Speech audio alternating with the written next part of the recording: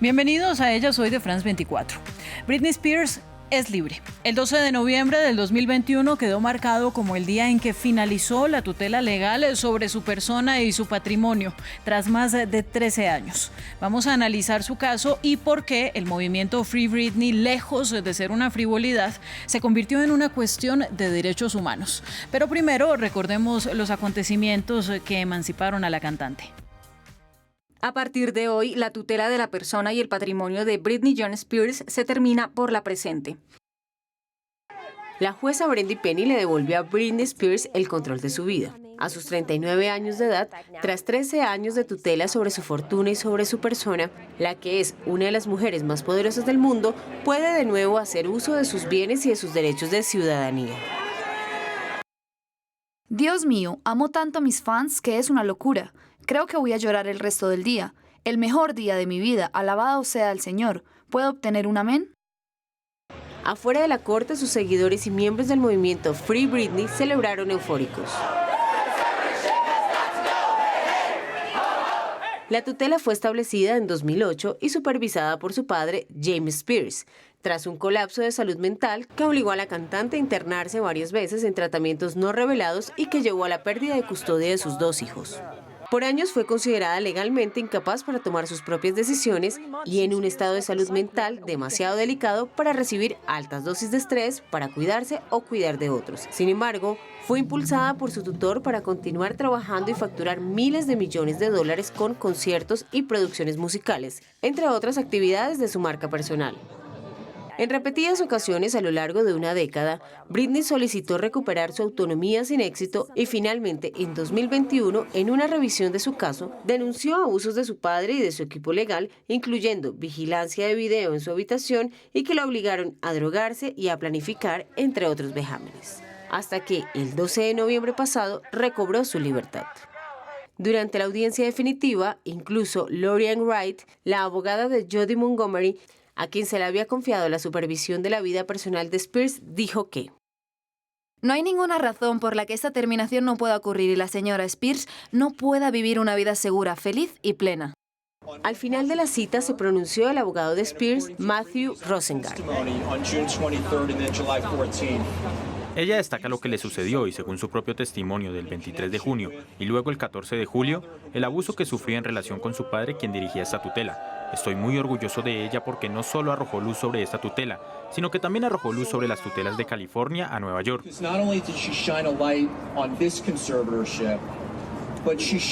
California ha aprobado una legislación para tratar de garantizar que las tutelas como esta, que fueron corrompidas por su padre, no vuelvan a ocurrir.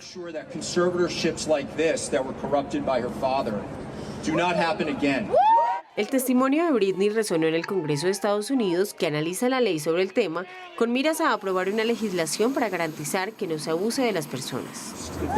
Si esto le pasó a Britney, le puede pasar a cualquiera. Por eso quiero agradecer a Britney. El abogado dijo también que se estableció una red de seguridad para ayudarla a volver a la vida normal.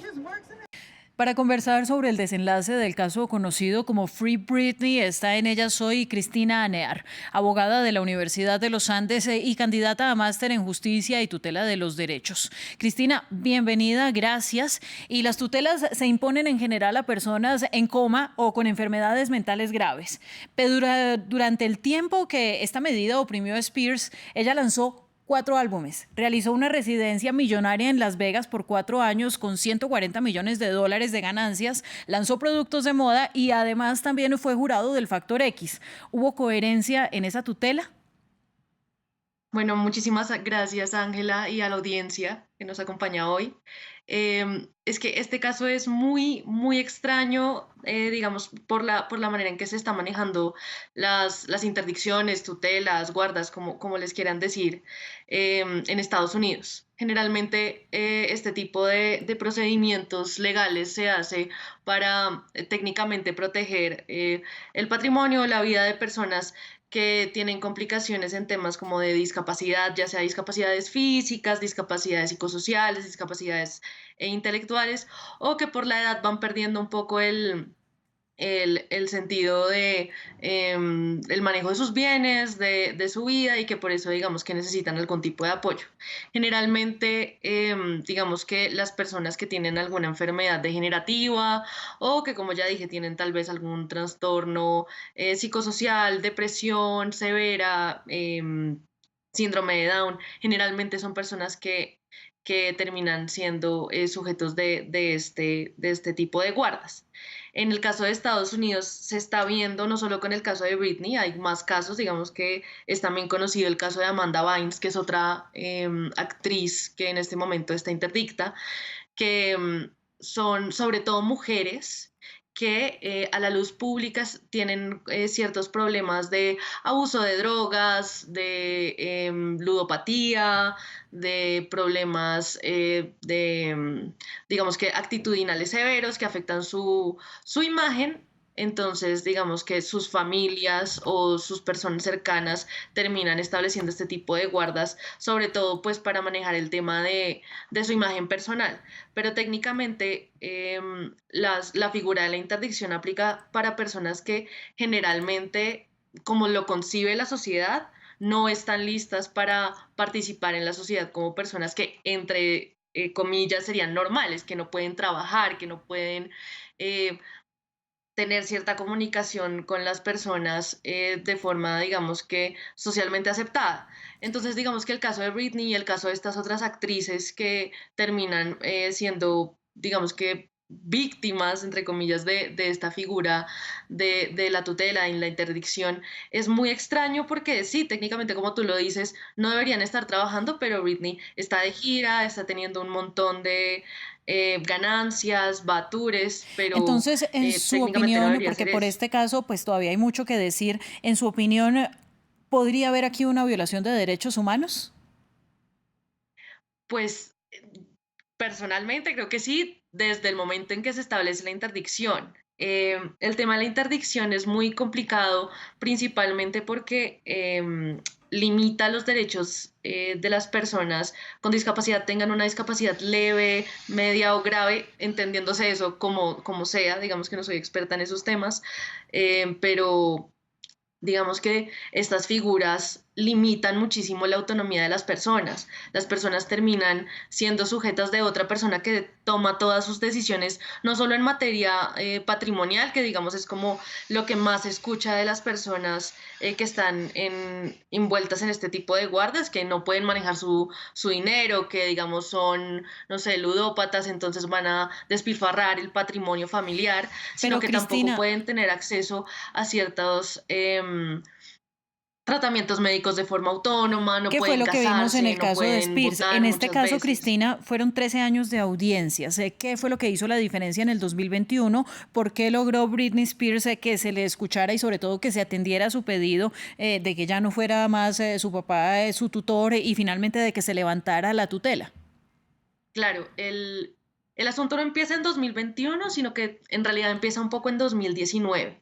Britney tenía un abogado en los procesos de tutela judicial de interdicción en Estados Unidos. La persona que está interdicta tiene derecho a contar con un abogado para que revise, digamos, que la persona que está siendo curadora de ella, pues esté manejando bien sus finanzas o los temas digamos, que de los que se esté encargando.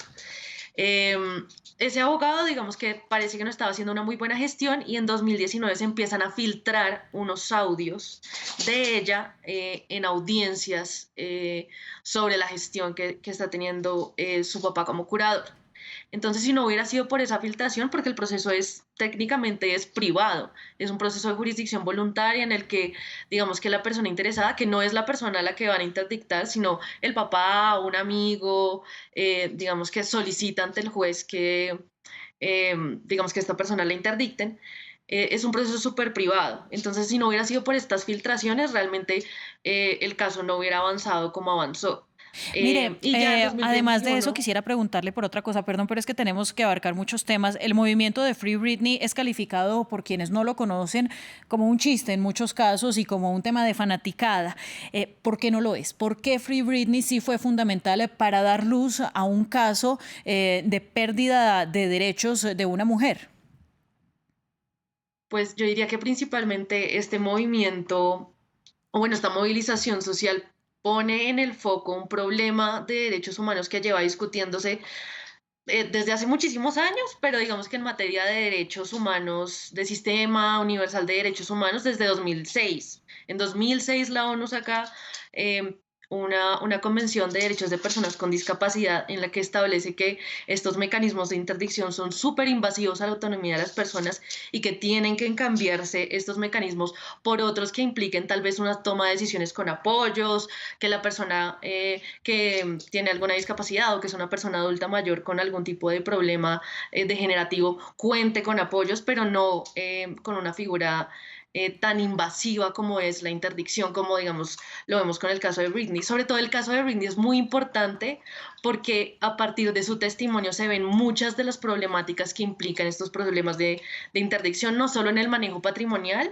sino también, digamos, en el manejo de derechos sexuales y reproductivos. Britney tenía un implante eh, intrauterino que servía como un método anticonceptivo que ella misma no consentía. Esto es un nivel de violencia obstétrica increíble y que sufren muchísimas mujeres actualmente, no solo en Estados Unidos, sino también en el resto del mundo, sobre todo en Latinoamérica, donde esta práctica de la interdicción sigue estando vigente. Bueno, Cristina, pues ya nos quedamos sin tiempo, pero gracias a usted por el análisis y la aclaración. Y con este punto que nos dice de cómo muchas mujeres en el mundo pueden sufrirlo, pues quiero cerrar con algo que dijo su abogado, y es que si esto le puede pasar a Britney Spears, una de las mujeres más famosas y poderosas del mundo, le puede pasar a cualquiera. Y este es un espejo enorme de la vulnerabilidad de los derechos de las mujeres y de la dominancia de masculinidades tóxicas. Gracias a ustedes por estar en Ellas Hoy y nos vemos próximamente.